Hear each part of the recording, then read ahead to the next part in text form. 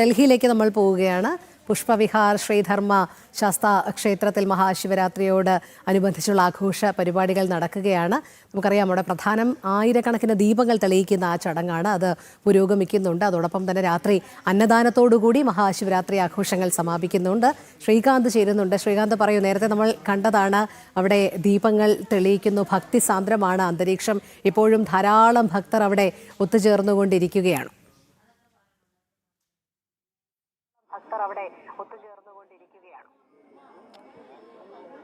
പുഷ്പവിഹാർ ശ്രീ ധർമ്മശാസ്ത്ര ക്ഷേത്രത്തിൽ ദക്ഷിണാമൂർത്തി ഭാവത്തിലാണ് ഭഗവാൻ പരമശിവൻ കുടികൊള്ളുന്നത്. അത് ഈ ക്ഷേത്രത്തിൻ്റെ ഏറ്റവും വലിയ പ്രത്യേകത കൂടി അതാണ്. ഭഗവാന്റെ ഒരു താപസ രൂപത്തിലുള്ള പ്രതിഷ്ഠ എന്ന് വേണമെങ്കിൽ പറയാം. ഈ ശിവരാത്രി ദിവസം ഇവിടെ ദർശനത്തിനായി നമുക്ക് ഈ ദൃശ്യങ്ങളിൽ തന്നെ കാണാൻ സാധിക്കും, നൂറുകണക്കിന് ഭക്തരാണ് ഇപ്പോൾ ഇവിടേക്ക് ഒഴുകിയെത്തുന്നത്. നേരത്തെ കഴിഞ്ഞ തവണ നമ്മൾ പറഞ്ഞതുപോലെ മഹാദീപാർച്ചന, ഈ ശിവരാത്രിയുടെ ഏറ്റവും പ്രധാനപ്പെട്ട ചടങ്ങുകളിൽ ഒന്നായ മഹാദീപാർച്ചനയാണ് ഇപ്പോൾ ഇവിടെ പുരോഗമിക്കുന്നത്.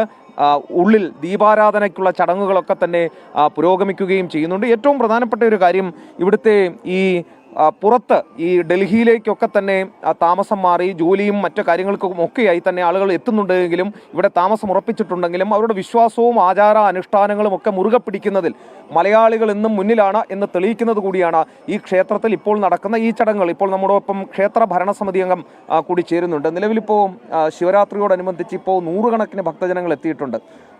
മുൻകാലങ്ങളെ അപേക്ഷിച്ച് വലിയ വർധനവ് ഉണ്ടായിട്ടുണ്ടോ? എന്താണ് പ്രധാന ചടങ്ങുകൾ ഇനി? ഇവിടെ ആദ്യമായിട്ട് 2011 നമ്മൾ 1,00,000 ദീപം ജ്വലിപ്പിച്ച് ഈ ഡൽഹിയിൽ നോർത്ത് ഇന്ത്യയിലെ ആദ്യത്തെ നമ്മൾ ശിവരാത്രി ആഘോഷിച്ചത് ഈ പുഷ്പവിഹാർ ധർമ്മശാസ്ത്ര ക്ഷേത്രത്തിലാണ്. അതിനുശേഷമാണ് പല ക്ഷേത്രങ്ങളും ഇത് കണ്ടിന്യൂ ചെയ്ത് തുടങ്ങിയത്. പിന്നെ ഈ ക്ഷേത്രത്തിലെ എല്ലാ ശിവരാത്രിക്കും ധാരാളം ജനങ്ങൾ, സൗത്ത് ഇന്ത്യൻ നോർത്ത് ഇന്ത്യൻ ഒരു പ്രത്യേകതയില്ലാതെ ഒരുപാട് ഭക്തജനങ്ങൾ ഈ ക്ഷേത്രത്തേക്ക് രാത്രി 10 മണി വരെ ഒഴുകിയെത്തിക്കൊണ്ടിരിക്കും. ഇപ്പോൾ ഈ നമ്മുടെ ഈ പുഷ്പവിഹാർ അമ്പലത്തിൻ്റെ ഏറ്റവും വലിയ പ്രത്യേകത എന്ന് പറയുന്നത്, ഇത് മലയാളികൾ നയിക്കുന്ന അല്ലെങ്കിൽ മലയാളികൾ നേതൃത്വം നൽകുന്നതാണ്. പക്ഷേ ഇവിടെ വിശ്വാസികളായി എത്തുന്നത് ഇതര സംസ്ഥാനങ്ങൾ, ഇതര ഭാഷ സംസാരിക്കുന്ന ആളുകൾ കൂടി എത്തുന്നുണ്ട്. അങ്ങനെയല്ലേ?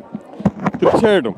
കാരണം വെച്ചാൽ പ്രത്യേകിച്ച് നോർത്ത് ഇന്ത്യയിലെ ഒത്തിരി ആൾക്കാർ നമ്മുടെ ഈ ഓരോ പ്രവർത്തനത്തിലും നമ്മൾക്ക് സാമ്പത്തിക സഹായമായിട്ടും വളരെ നല്ല രീതിയിൽ സഹായിക്കുന്ന ഒത്തിരി വലിയ വലിയ ആൾക്കാരുണ്ട്. അതുപോലെ ഇതിൻ്റെ ഫോളോ ഔട്ട് എന്ന് പറയുമ്പോൾ ഓരോ വർഷം തോറും നോർത്ത് ഇന്ത്യൻ്റെ പേഴ്സൻറ്റേജ് കൂടി വരികയാണ്.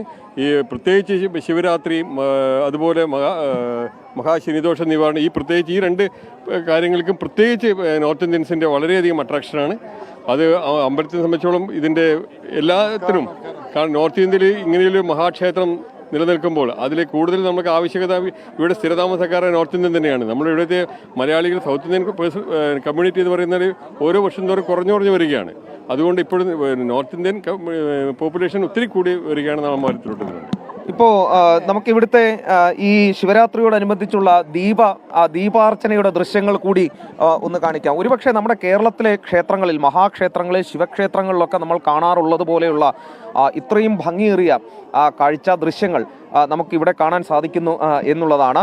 അത് ഈ ദൃശ്യം കണ്ടാൽ നമുക്ക് മനസ്സിലാവും. അതായത് വിവിധ മൺചരാതുകൾ നിരത്തി വിവിധ ഭാവങ്ങളിൽ ഒരുക്കിയിട്ടുണ്ട്. അത് ശിവലിംഗമായി നിർമ്മിച്ചിട്ടുണ്ട്, പൂക്കളുടെ രൂപത്തിലുണ്ട്. അങ്ങനെ പല രൂപത്തിൽ മൺചരാതുകൾ നിരത്തി ഭഗവാൻ ശിവന് മഹാദീപാർച്ചന സമർപ്പിക്കുകയാണ് ഡൽഹിയിലെ ഭക്തജനങ്ങൾ. അതിൽ മലയാളികൾ മാത്രമല്ല, ഇതര ഭാഷ സംസാരിക്കുന്ന ആളുകൾ കൂടിയുണ്ട് എന്നുള്ളത് എടുത്തു പറയേണ്ടതാണ്.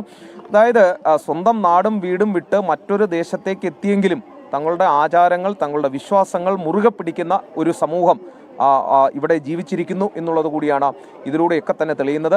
എന്തായാലും മഹാശിവരാത്രി പൂർവാധികം ഭംഗിയായി പുഷ്പവിഹാർ ശ്രീ ധർമ്മശാസ്ത്ര ക്ഷേത്രത്തിൽ ആഘോഷിക്കുകയാണ്. രാത്രി അന്നദാനത്തോടു കൂടിയായിരിക്കും ഇവിടുത്തെ ചടങ്ങുകൾ പരിസമാപ്തിയാവുക. ദീപപ്രഭയിലാണ് ക്ഷേത്രം. വിവരങ്ങൾ നൽകുകയായിരുന്നു ശ്രീകാന്ത്.